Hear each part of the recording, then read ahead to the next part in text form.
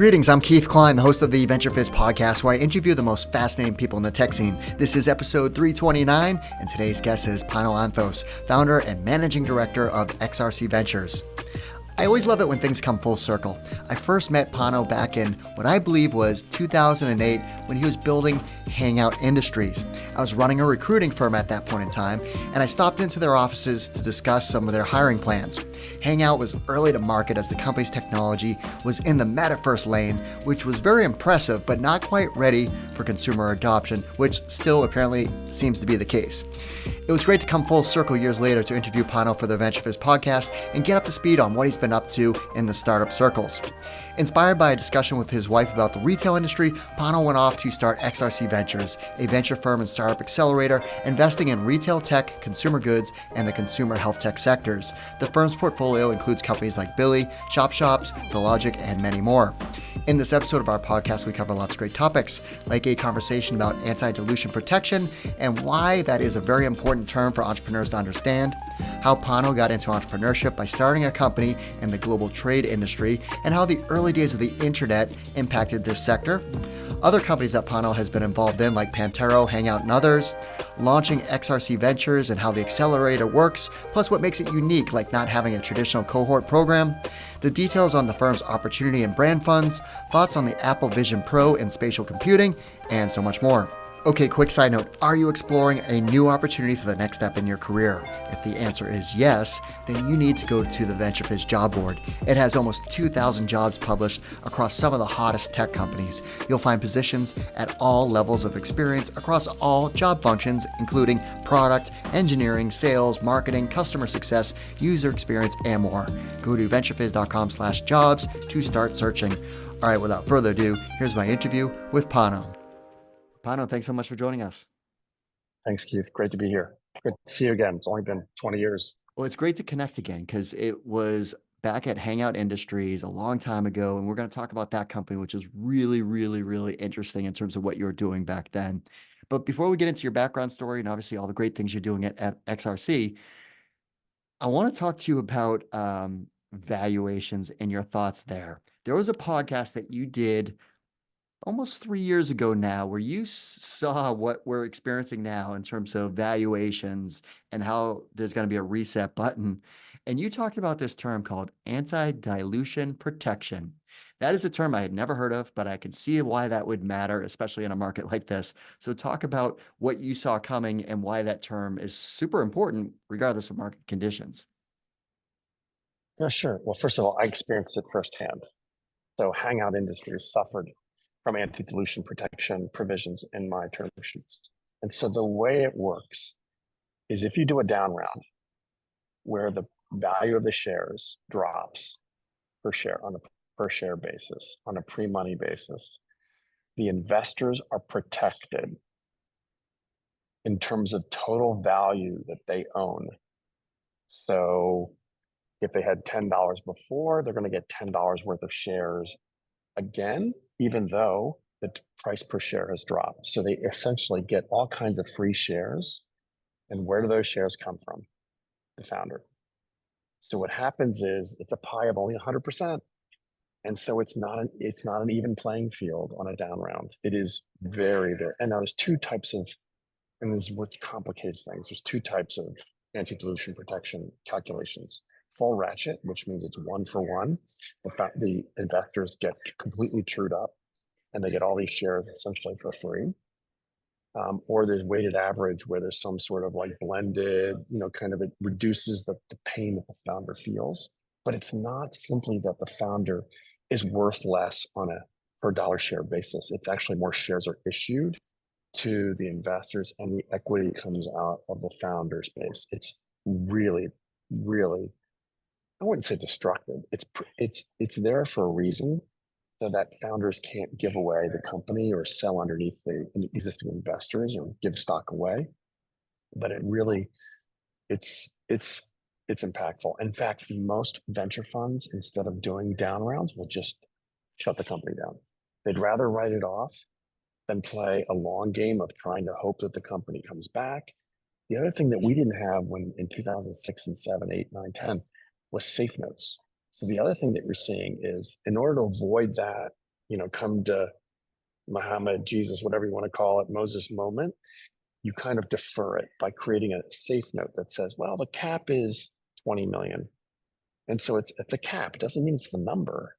And so hopefully you have enough time to grow into that number between the time that you receive that safe note investment and the time you have to go out and raise capital again. So it's a bridge. And it's a bridge with fake numbers. It's all fake at the end of the day. It's completely made up with respect. I mean, the cap is not made up, but it's not striking to a share price. And so therefore, you see a lot of bridges with safe notes, which didn't exist, as I said, didn't exist. So you have fewer down rounds because you can defer the story. So mostly what they do is they defer it, and then they just shut it down because it's not worth. No founder wants to work for 1%. It's just a really ugly scenario. And so the VCs know that they're like, well, you're not going to want to work for 1%. Now, sometimes they get trued up. Founders will get re-trued. The venture funds will play nice and do it the right way. And that all depends on who your partner is. I mean, venture funds can be very, very, not vindictive, but protective of their interests, where they can really understand that the founder needs to be compensated, and it wasn't his or her fault. So it's complicated. It's unfortunate, but it's real. And if you're a first-time founder that's raising capital, how much of this is up for negotiation versus standard terms? Zero. It's standard terms. Anti-dilution protection is standard. In this market, founders don't have nearly the power that they had 3 years ago, 4 years ago. It's just a different market. Now, if you're, the generative AI solution of the moment, when everyone's chasing moonbeams and hoping for the next, Facebook, then sure, but most people don't. And that's the market we're in today. Is if you got to raise cash and you're not profitable and you don't have a growing valuation naturally, you're in trouble. You're just going to get hammered. Mm-hmm. All right, well, let's rewind the clock. So where did you grow up? What were you like as a child? I grew up in Wilmington, Delaware. And I went to the University of Delaware, local kid, homeschooled, not homeschooled, but, local high schools, nothing special, played tennis in college. And then did my graduate work at Columbia in the international affairs school. I wasn't interested in business. I had a very jaded view of business. This is in the late 70s, early 80s, and you're like, business people are, they're all corrupt. It's politics is the future and law, and it was all the, stuff like that. So anyway, so I went to Columbia to do international affairs, but I took courses at the business school and loved it. And I realized, oh my gosh, this is really, but the business school at the time was all real estate and Wall Street, and neither of things interested me. So we started our first company with my co-founder in the supply chain space, an import-export in, what year was it, 1983?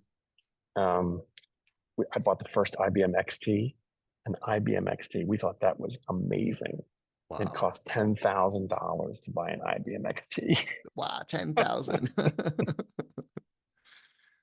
10,000, and it was a lot of money in 1983. So we had to raised $50,000 of capital, and we proceeded to believe and saw that the import-export world was going to explode in terms of size, that it was out of my politics background. Interdependence theory was the idea that nations were going to be intertwined, and you couldn't actually divorce yourself from other nations because of economic influences. And we see this with China today.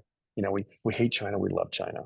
We can't do without China, right? So that whole kind of really complicated relationship was something that theorists were predicting back in the early 80s that would develop. And China was like a backwards country in the 1980s, like it was nothing. So we felt import-export would be a big industry. We got it partly right. What turned out was exporting was not hard to do out of the US. Importing was really complicated. We picked the wrong side of the equation to start with. We thought exports would be where all the activity is. And I won't go into all the details of how trade works, but it's a reason why things like Flexport are not nearly as compelling as valuations were initially. That's a freight forwarding business. They make $30 a shipment.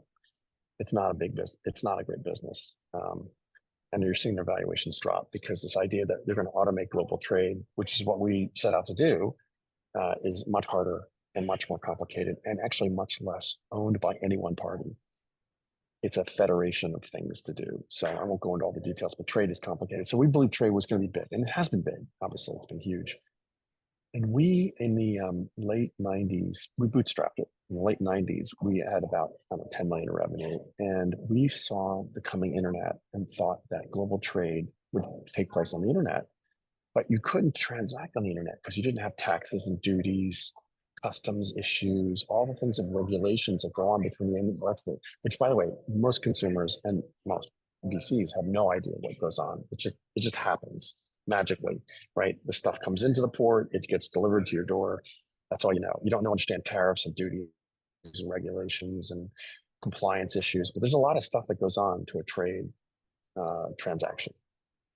Something like 30 parties are involved in one trade transaction between the banks, the customs house brokers, freight forwarders, anyway, so shippers, importers. So all that complexity was what we were after. And we saw that the internet would be a next wave of innovation. So we started building internet engines, we called them back then, using remote procedure calls way before APIs and any sort of like real architecture exists on the internet. We kind of made it all up. And Oracle embedded our technology into their application. And we started selling to very, very large, the Amazons, the DHLs, who wanted to turn on this global trade capability. And the idea was that everywhere was as simple as local. And we're seeing more of that. We've had 4 companies come out of that world of import export. What year was this when SoftBank invested in Masayoshi Son? 97, 98. Yeah, 97, 98. By 99, we were kind of pell-mell going gangbusters, and 2000 hits, and everything just gets wiped out. We'd raised, I don't know, $50 million. We had 35 million in the bank. And, in typical venture fashion, no offense, venture funds that listening, they thought, okay, we should put companies together and merge them and build a bigger company out of it. So they took our company, because I had lost control at that point, and that's what happens in venture. And they merged us with another company. And I won't go into all the details, but we kind of lost our vision of that global trade capability. And I left right after 9/11, sold stock, moved on, and then moved to Boston with my family and built a application to do application integration. We saw what MuleSoft built. We kind of did a predecessor to around API integration in Boston, and believed that application integration was the hardest thing to do between 2 applications. And so we built this metadata layer called a semantic broker, very complicated tech stuff, but really, really cool. It worked about 3 years, sold it to Progress Software. We did not make the transition to, and this is the other thing, timing's everything. We were on premise.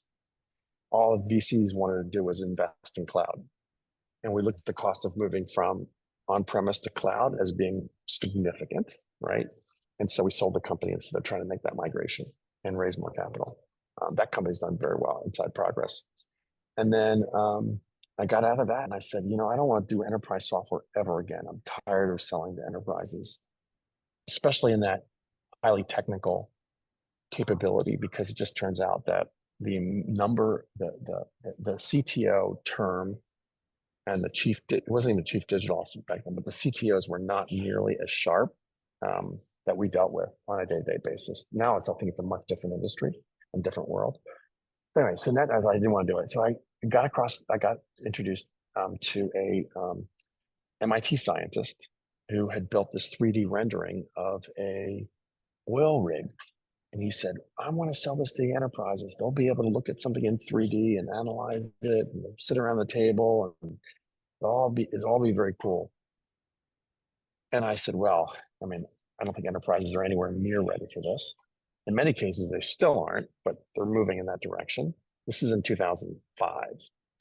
I said, but Facebook had launched, and there was this thing called Second Life that had become the rage in 2004 and 5, which is this virtual world, right? It's a virtual world, but these virtual worlds are really sketchy. You would end up, there was no prohibitions. Kids could end up sitting next to porn stars, for that matter, right, on these sets. So we felt we could build a really safe Second Life and do it inside the Facebook network, a friend network. So we built Hangout. And the premise of Hangout was to hang out with your friends. and to experience all the media, technology, anything that you want to do on content together. And I got the MLB signed to a deal and the NBA. We were building these entertainment platforms for which you could very easily hang out with your friends. Right now, it's a thing more so than it was before. But the cost was too high. So we were Unity's first commercial or second commercial customer. We actually bought the source code. I bought it for $50,000. Unity now is a $18 billion company, right? You can't do anything with source code. I wish I could, but I can't. And it was for a specific use case, but we were that early and we had to modify it and do stuff to it. And so we did it and we launched it at TechCrunch and the TechCrunch 50. And, there was all this interest because we could bring brands into the 3D experience and commercialize against that. But the download was so expensive, we lose 50% of our traffic on the click of the download of the plugin. So you had to download the plugin. It wasn't native to the browser, right? And that was killer. I mean, our costs went through the roof. So even if you had a decent LTV, you just lost 50% of your LTV value because your CAC just doubled in cost, right? But it was a great experience, but it's still too early. Hangout still, the concept is too early.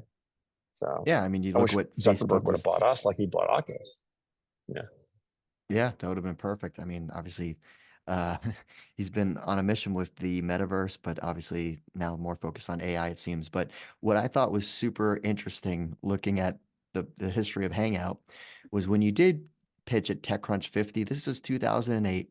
The other companies participating were Dropbox, Fitbit, Yammer, and Ashton Kutcher at the time had Blog Girls.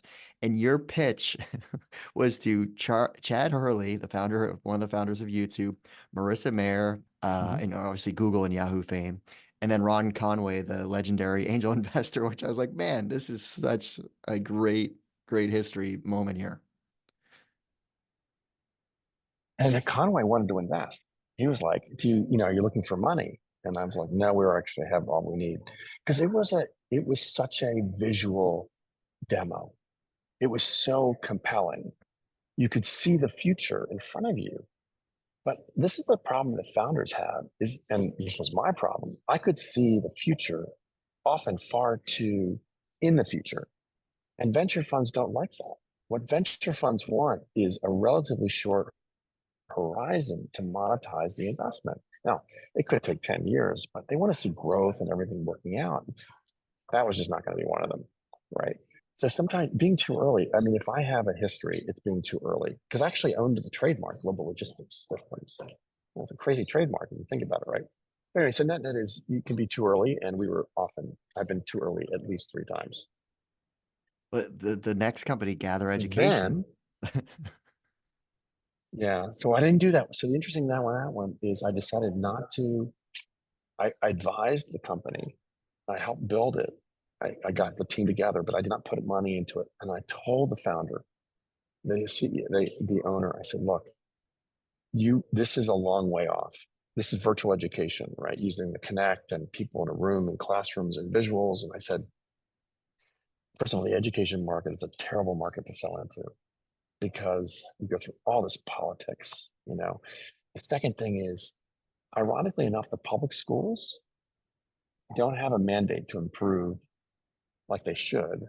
They don't really have a mandate to work harder than they already do. So we had after hours tutoring capabilities, and we were going to try to monetize that with these virtual classrooms, and no one wanted to do it. Teachers were like, I'm done at 3:00. I'm going home. There were very few teachers who really wanted, and it's no offense to them, but they have a contract and they work X to X. We just couldn't find, universities didn't care. It's an awful, awful industry. I hate to say it. I'm sorry, but I pity I hope for the founders who try to make it there. It's just really, really hard. Yeah. So that was just more of advisory work. I said, I'm not doing this full time. I got other stuff I'm doing. I consulted. And that's when I realized that the retail industry was an absolute nightmare. So if I can tell you that story quickly, my wife goes back to work.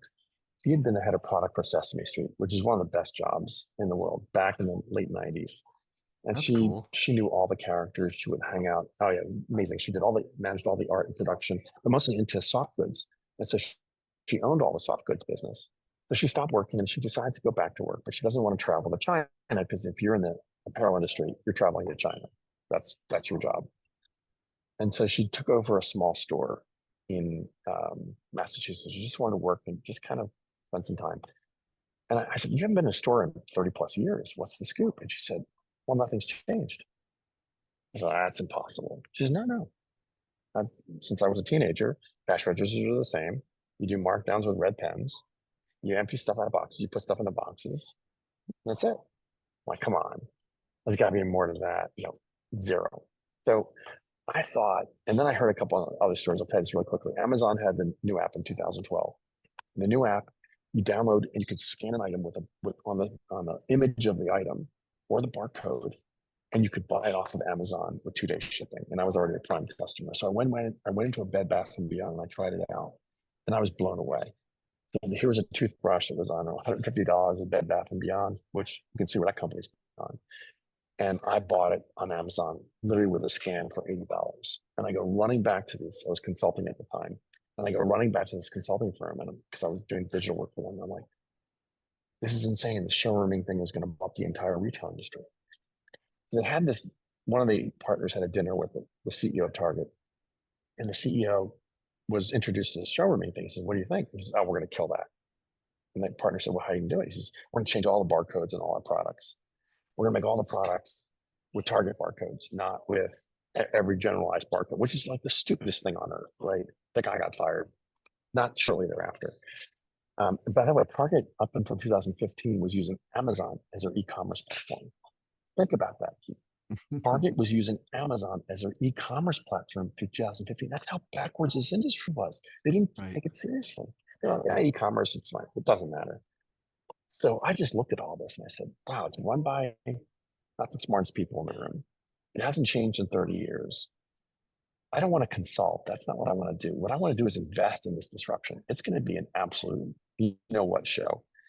It's going to be cataclysmic. Now, I didn't predict COVID, but I knew that if I invested early and let things ride, things would materialize and develop, which is what they have. We get about 140 investments right now. We probably add about 20 a year. So that's kind of like how we built the accelerator, was to say we want to be first money in.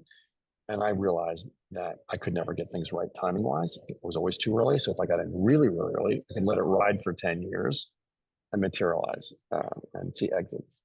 Very cool. So, well, perfect segue. So XRC Ventures. So how did you get things started as far as building the accelerator? Because obviously there's the Y Combinators and Techstars of the world out there. So how did you differentiate yourself and gain traction? Well, I did what you're supposed to do, which is I went and asked a lot of questions. I had mentored at Techstars. I knew how Y Combinator worked. And what I didn't see was a vertical accelerator. I didn't see, everything was generic. So there's no specialization. There was really no knowledge base. It was just throw stuff against the wall. And I thought, if we could do something vertically and innovate a very large industry, we would actually have asymmetric knowledge. So we'd have insights that no one else would have. And B, we could actually help corporate America adjust to this innovation much more quickly than just throwing stuff up against the wall. So I interviewed a lot of people about this idea of a vertical accelerator. They did not exist. Now, Techstars has since tried to do 50 vertical accelerators. They do one every week, it seems like, in health and sports, blah, blah, blah. And I don't know if they last that long, but they get started because a corporate wants to try it, and they do it for a while, and a lot of them die out. But we decided that we would be independent, number one. We would not be tied to one corporate. We also decided that, because we wanted the independence, and we felt that if we led with our chins and our wallets, we would create a following and an interest in what we're doing sufficiently to build both the investor base, the founder base, and the mentor ecosystem base of retailers and brands who would care a lot about what we're doing and pilot our work, pilot our startups. And are you doing cohorts? Like, is it like a once a year thing? Is it a couple times a year? Like when's the application process typically? So we did cohorts formally up through the spring of last year. And a couple of things have changed a lot. So we had, I think, 8 funds and 14 or 15 cohorts. We started out with a fund per every 6 months, which our investors said was a nightmare of paperwork. And how about a fund every 2 years? And we did that. We've changed that. So that was the first innovation. And by the way, look, we're innovators. We have to innovate, right? The market's changed a lot. And I'll tell you how it's changed. One is founders and startups don't need physical space. It's everywhere, right? You have Zoom calls. We're on a Zoom call. We would not have done a Zoom call 10 years ago, right? 8 years ago. So just the nature of remote has changed dramatically. And so the need for physical presence doesn't exist. That's the first thing. The second thing is that founders have access to information like VentureFizz at levels unprecedented, information flows that are just unprecedented. You want to know what your retention metrics should look like for a mobile app targeting teenagers? Look it up on the web. It's there, right? All this knowledge that venture funds used to have special information around and protected information, that doesn't exist. It's just wildly available, right? And I actually give founders a hard time if they're not searching the web for that kind of information. It's all over the place, right? You want to know how anti-dilution works? There's 15 articles on how to calculate anti-dilution protection. So the second thing that we saw was that the content for accelerators was nearly not as critical. The programming was not the thing that people really needed. The two things the founders needed was business development introductions, and they needed new money. That's it.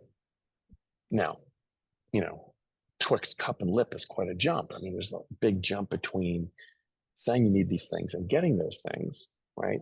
And what we realized was that programming it in a generic fashion was not the way to do this. So we had programs, we had cohorts, we had all this stuff. And then last spring, we brought in a venture partner, and we're now making this more of an institutional process. We took a venture approach to pre-seed companies and built one-on-one workshops with the founders and built literally programs for each founder uniquely and distinctly. And the results have been far superior in terms of how this cohort, if you will, this fund is performing, like way off the charts. Founder success much higher, founder investments much higher. Now it's expensive because usually, when you're only investing a couple $100,000, you don't have a big stake in the company. Even 7% is not a big stake. And so, but we're finding that we can leverage the network much faster and consistently than a venture partner or partner who one day is doing crypto and the next day is cyber and is a generalist and is all over the map. That person doesn't go back to the same people each time. We go back to the same network time and time again of consumer brands, large retailers, mentors. We can tap that network consistently, and they want the newest, latest stuff to work with and support. So we're finding that it's more work, but it's actually much more efficient. And does that make sense? It does, and it's definitely a different way of approaching it. Because I noticed from your website, it wasn't like, "Hey, we're recruiting for our spring cohort." I'm like, there's something different here. So an entrepreneur can apply anytime, and how do they actually? And then what advice do you have on actually getting accepted? So you have to be solving a big problem, and you have to have a differentiated approach. I can't tell you how many founders make the mistake of not understanding their competition. They really act like they're the only person who's come up with this idea. And Keith, you and I know there's a billion ideas a day. I mean, ideas are not in short supply, right? It's how do you differentiate what you're building and know that what you're building is going to work, and that the 30 other things that failed before you trying to build the same thing, right? Yours is going to work. I'll give you an example. Styling apps. Everyone wants to build a styling app. Help Keith get dressed in the morning. Help Keith find the right clothes, whatever it is, right? And, there's been a zillion companies trying to do this. Hundreds of millions of dollars have been spent. And all you have to do is type in styling app in Google, and you'd see 50 of them. And if you're a founder and you're not thinking, okay, why did these others fail? And why am I going to win? Why would you force me to make that decision? You should already know the answer. So competition is probably the biggest area of a lack of sophistication. Understand your competition. Yeah. We hear like, there is no competition. We're the only ones who are doing this, blah, blah, blah. That's never true. There's no new ideas out there. There's iterations on ideas, but there's nothing really new. Like, okay, level 5 autonomy for cars or drones, that's new. But, saying that you got AI in your application, pass. I mean, it's just that doesn't matter, right? It's like water. We think AI is water. It's going to be everywhere. It is everywhere. It's essential. So it's the founders have to really have, and where we see the biggest difference is where founders have specific passion and have felt the problem directly. Now, it's not always the case. You can abstract problems out, but if you live the problem, feel the problem, if you've interviewed people who have the problem, and you've been really first-party data around this problem area, you can build a great product today. And that's the stuff that we're interested in. Whether it's supply chain, new revenue channels, we think is a big open territory. Like, what's the new way we're going to be buying? And I don't mean metaverse stuff.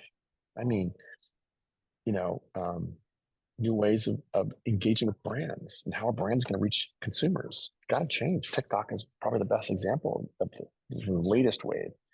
First it was MySpace, then it was Facebook, then it was Instagram. Like, you can just see these waves coming, and every time there's a new wave, you've got innovations around the wave, right? So, anyway, I don't want to be boring the audience here, but I think that understanding your competition and your differentiation is so important. Well, and then in addition, you talked about access to capital. So you have your accelerator fund, but then you have an opportunity fund and brand capital. So what are those two other funds within XRC? Yeah, so the other thing we decided was that the accelerator would only do technology and not consumer brands. And this is despite we had this big home run with Billie, which sold to Edgewell for a lot of money. We watched that founder, who was brilliant, struggle to raise capital over the course of 3 years, 4 years. And he kept raising venture capital to give him working capital. That's a very terrible trade. Working capital recycles. The whole idea is you're basically taking loans out to fund inventory. Venture capital is building teams and building product, and it should be like picks and shovels in the ground. Working capital should be recycled. So it was the wrong mix of capital. So we looked at the accelerator model and said, venture funds are not going to invest in consumer, which by the way, there's been a drop off of 90%. Consumer venture funds have walked away from consumer, which we don't mind actually, but the accelerator therefore is not going to try to do consumer brands, because where do they go? They're not going to go to venture. There's no venture home. So we only do technology in the accelerator today and capabilities. The brand fund, so the opportunity fund follows that. So if the accelerator companies do well and we help get them launched and move them on, there's a follow-on fund to provide, takes our pro rata and allows us to invest. Sometimes we double down even between rounds if we think that we see something that's really amazing, and we can be a little preemptive with a safe note or some additional capital at the previous round. So we actually have asymmetric information as to what's going on with the startup. And if the startup could use another couple $100,000, we'll put it in and we'll get it at very attractive rates, if you will, right, before the next round gets done. So investors love that story. And so that exists. It's, not a big fund. It's not meant to drive its own kind of fund at this point, but it was about 20 million. We're going to do another fund similar in nature. The brand fund is very different. And I'm going to be a little guarded here because the brand fund actually has some IP that I cannot trademark or protect. So I've got to be kind of careful. But we have found a way to unlock working capital for founders without causing massive dilution. And so we can, as a venture fund, we can make 5 times our money in 3 to 4 years. And so we've launched that fund. We did 3 investments, small pilot fund to see if this would work. Got a number of corporates engaged with us on this. And we should have our first exits this summer, which will be a big exit for us, be a big return. But it's believing that the consumer brand world has fundamentally changed. Multiples will never be venture. You can't make your portfolio theory work if you're a venture fund. You need a 10x bagger in order to make all the failures work. You can't do that if the top you're going to get is 5x. You can never get a consumer fund to work that way. There are consumer funds around, a few of them. They're betting on the idea that there'll be fewer failures, right? So you don't have as big a success to cover all the mistakes. So instead of 1 in 10, you're going to have 3 out of 5, or 8 out of 10 work and return capital. That's a tough bet, because as you're seeing right now in the consumer industry, a lot of startups are dying and being shut down because they can't get more capital. So we think the venture model for consumer brands is broken. We've got a new model. It's really working. We're kind of quiet about it because we like what we're doing. And if there are founders out there who want to learn more about it, we're happy to put you under NDA and help you understand what we're doing, and also whether the corporates are going to be interested in you. Because that's the other thing, is we're very tied to corporate acquisition models and how they're going to acquire things. So we're not spray and pray anymore in terms of the consumer brand business. We're very targeted.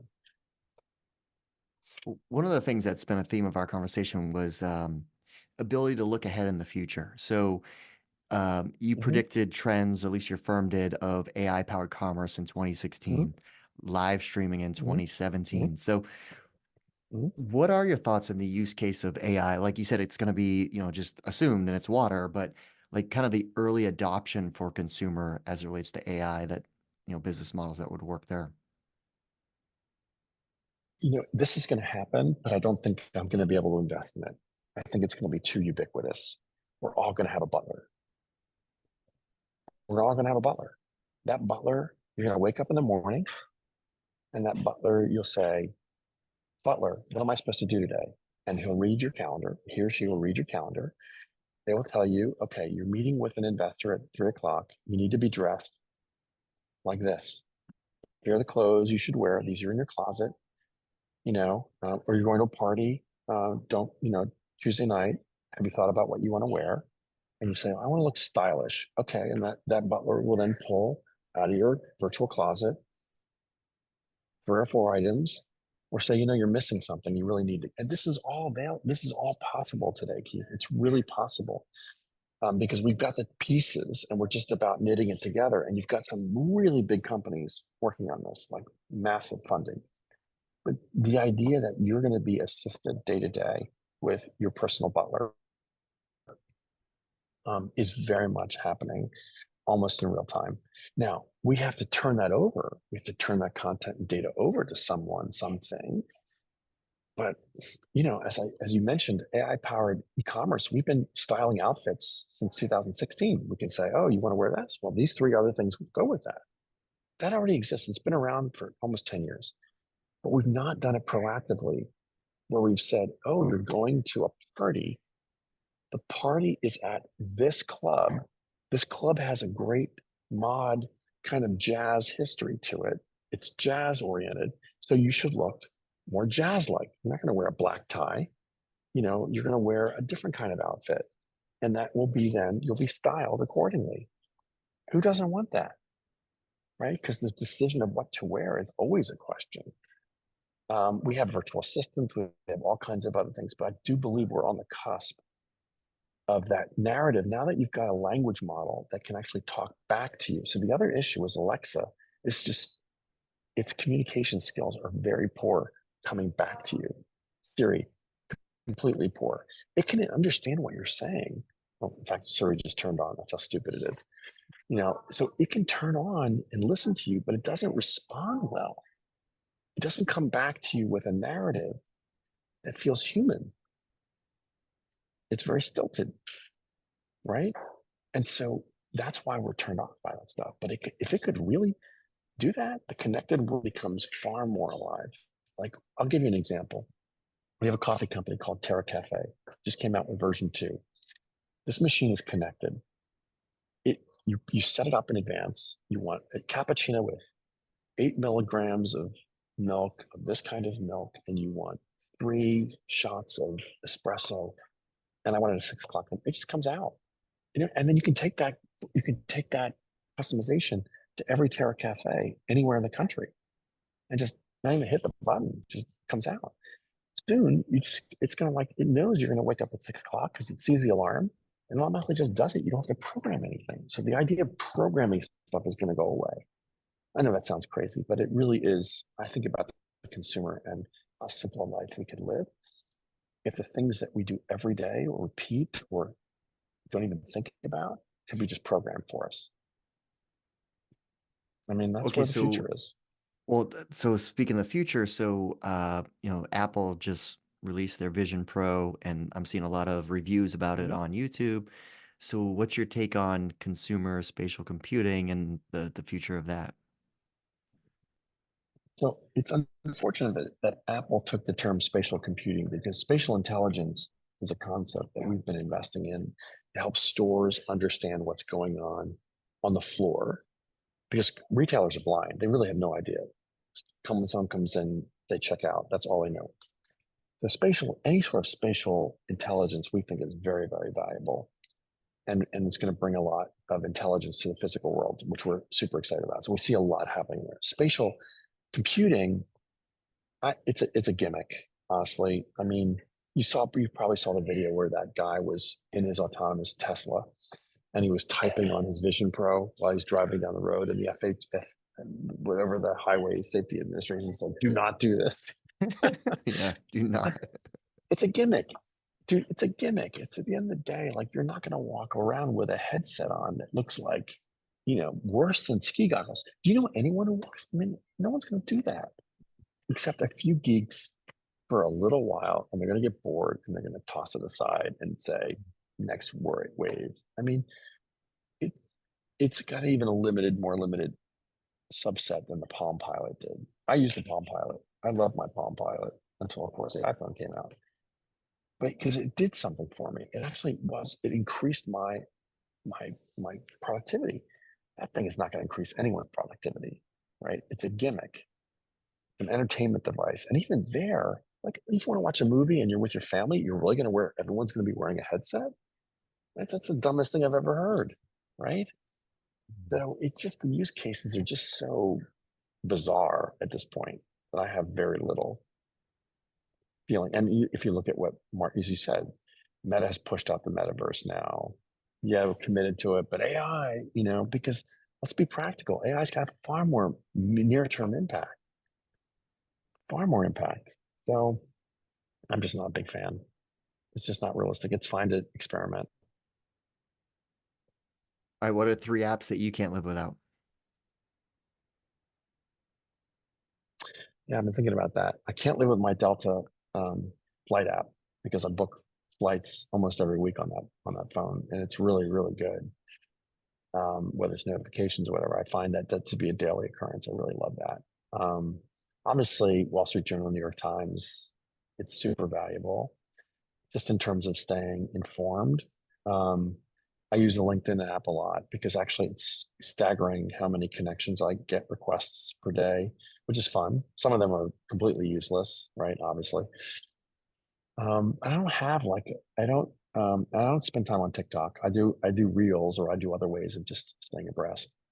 It's very addictive, as you well know, and I stay out of it as much as I can because it's a rabbit hole that you just don't come out of. It's brilliant, but it's also pretty nefarious. And I have a very big concern.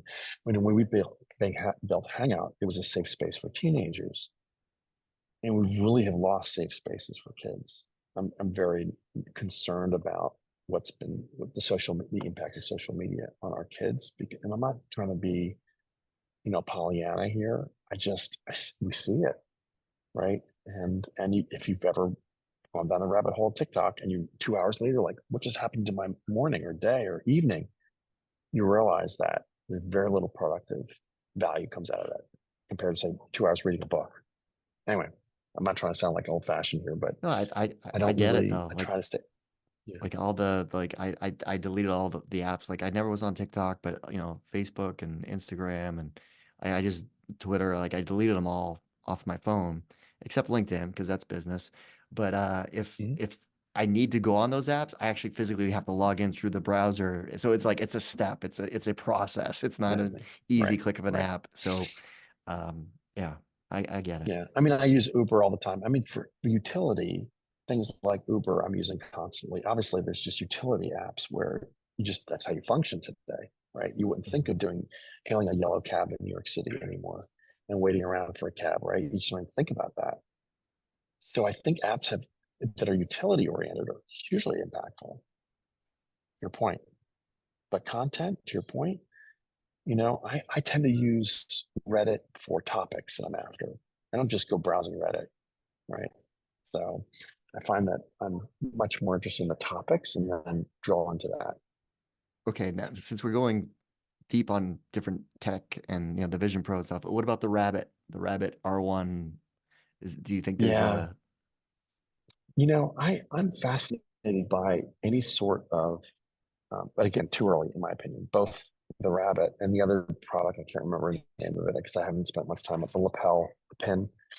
Um, there's all this attempt at having physical computation without touching anything, so no hands free. I just think that people don't want to use an intermediary to conduct behavior with each other. And so in the case of the pin, it's this lapel that, it sees everything and you can actually talk to it and it works through its magic.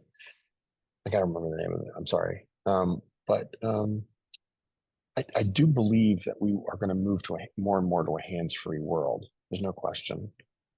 You look at whether it's Otter or now what's going on in terms of text, speech to text. We're going to see a lot more automation there.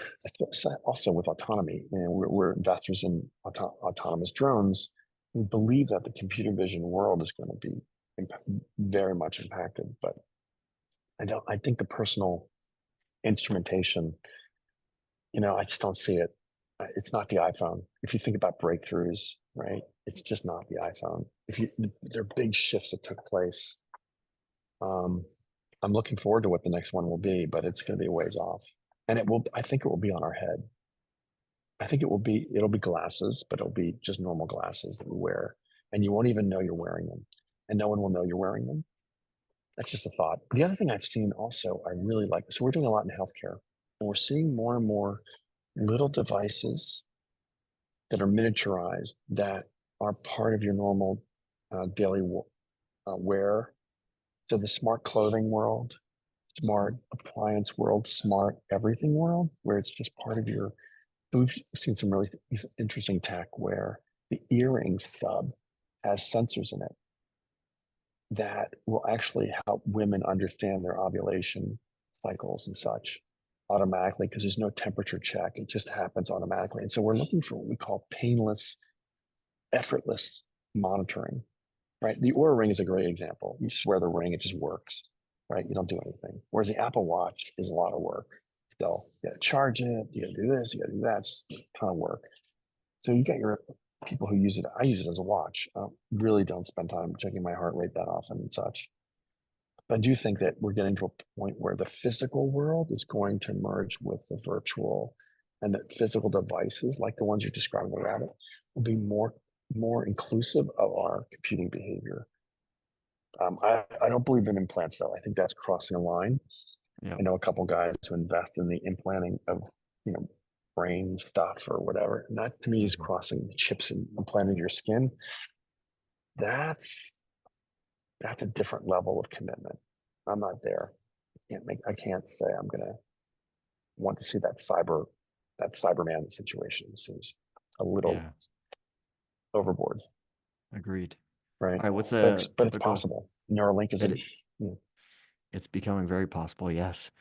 All right, so what's a podcast or book recommendation that you typically recommend for entrepreneurs? I love history. I believe strongly that those who forget history are doomed to repeat it. I'm not a self-help guy. So where do I go for history? I go for the classic great authors who write great history, with David McCullough and they're all Pulitzer Prize winners. And the biographies are what I like the most. Not like, of course, I love the current biographies as well, but I love biographies because you learn a lot about people who become leaders and how they became leaders and why they became leaders, right? So to me, anything that's got a Pulitzer Prize in history, I'm an avid reader of. And it doesn't even have to be one book, just look online for Amazon Pulitzer Prize winning history and read it, because there's so much. We are not new. I mean, everything's been done before. Every behavior has happened before. It just happens to have more of an automation feel to it, right? There's nothing new. I hate to say it. We're not levitating. We're not walking on water. We're not defying the laws of physics.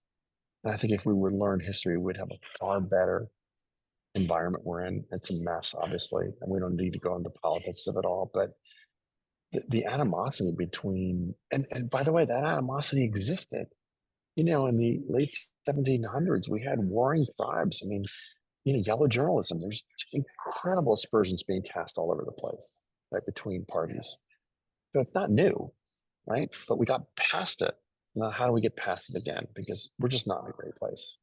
I mean, I don't care what anyone says, which side you vote on. No one's getting anything done, right? So true. history. I just read it all. Read it all. All right, outside of work, what do you like to do for fun? So, as I said, I was an avid tennis player, and then I was always playing golf as a kid. But I bought a house in South Carolina, not near Charleston, on the other side toward Augusta, and it's great horse and golf country. And I said to myself, I want to be a good golfer. I'm going to completely rebuild my swing. I'm going to take lessons like a crazy person. And I'm going to learn this. I'm going to relearn the entire physics of the game and retrain my entire body. And I'm not 25, right? So there's a lot of relearning that has to get done. And I've been fascinated by the game and the physics of the game and the mechanical nature of it, and yet the psychological dimension to it. So the combination is insane. So tennis is reactive. A ball comes to you, you react to it, you hit it. That little white ball just sits there. The little golf ball doesn't go anywhere. So it's a fascinating discussion around the combination of mental and physical dimensions. Physical, where you're trying to be consistent and just do the same thing over and over again. And your mental, where you're both quiet, but also be very specific in terms of what you're trying to accomplish. It's a fascinating game. So I love it. I'm having a blast. I agree. I built a golf shed, simulators. I've got everything going, cameras. So it's kind of like my geeking out. I've got the cameras going, and you can get open source software to do it. And I've just done all this research and figuring out and not spending $30,000, which you can easily do on a simulator. I built this whole simulation shop in one of our guest houses, and my wife is just like, whatever. But it's so fascinating to watch and feel. It's physics, it's light, mental. It's got everything going on for it. It's a brilliant game. Really is. And I kind of not as deep as you did, but a few years ago, I'm like, you know what? I'm sick of being terrible at this sport. I want to actually spend some time and try to actually at least be productive with it, right? Respectable. And I wish someone had told me like years and years and years ago of what the physics of an actual golf club and what it does in terms of compression versus trying to lift the ball up in the air, which that was my mentality for a gazillion years. Lift it, absolutely. Yeah, where it's exactly. I'm like, if someone explained that to me, like when I was 24 years old, I would have been so much more appreciative of getting better. So, absolutely. Absolutely. And just everything about the golf game is not intuitive. The swing is not an intuitive swing. What you think you would do, you're supposed to do almost the exact opposite of. So I've enjoyed kind of relearning all this. And it's just a great physical release for me, because it's just mentally, I completely rewire myself. You're on calls all day, and then you go out and now you're working with something completely different in physics. And I get to do it by myself. My friends think I'm insane. I practice like crazy. But, I said to them, look, I'm not Tiger. Don't get me wrong here, but you got to learn, you got to understand what to do. Then you have to learn what to do. Then you have to try what to do. And then you have to practice what to do. And then you can play what to do. It doesn't just go from lesson to jump to golf course, right? And the older you get, you're much younger than I am. The older you get, the more patterned. Your body is used to a certain set of patterns. The other thing I've done is, and I've invested in this, it's actually very cool, is, your flexibility changes over time, right? And you're not nearly as flexible when you're 50 or 60 or 40 as when you're 10, 15, 20. So there's technology out there. I'm not plugging it, but it's called Axios Core. And the whole idea is that, think of a paddleboard. So what is a paddleboard? When you're on water, what is that working on? What does everyone say? If you're in a paddleboard, these muscles are getting activated. Your core, right? Okay. It turns out, surprise, surprise, that golf is all about your core and your glutes. It's not about your arms. If you look at these golfers, they have super thin, spindly arms, right? It's your hips and your core doing all the work and separating your core, your upper core from your lower core. So it's all this kind of like movement that's not difficult from a physicality standpoint. It's not like bench pressing 600 pounds or something, but it's really not your typical day to day. I didn't even know what a glute was, honestly, 2 years ago. So I invested in this company because this rugby player, he was on the U.S. rugby team, showed me this paddleboard on land. Think of an unstable board that you move around in various positions for stretching and whatever, and it's unstable, so you get a balance score in addition to the workout you're getting. So if I'm doing push-ups, I'm turning the board, I'm going up and down, and I've got to keep that board stable as I go up and down. That's very different than just doing a push-up. Hard. Yeah. It's very hard. Right. So it's been a great mental gym. It's been great for me mentally, and it's also completely changed my physique. It's not about Arnold Schwarzenegger. You don't bulk up with this. In fact, you can't even see the change, but your shoulders go back, your glutes are strong. And so everything about your golf swing becomes easier and your torque is easier. So the whole idea of turning, and really getting that full body turn is part of the lexicon of this kind of core workout you're doing. So I find that the physical side of this is just as interesting as the mental side, and it all actually fits together really nicely. So it's been fun. It's a great product, by the way, but it's a hardware device, so it's not trivial in terms of adoption and curves and all that stuff. But I have great faith in it, and it's because it's changed my physique dramatically.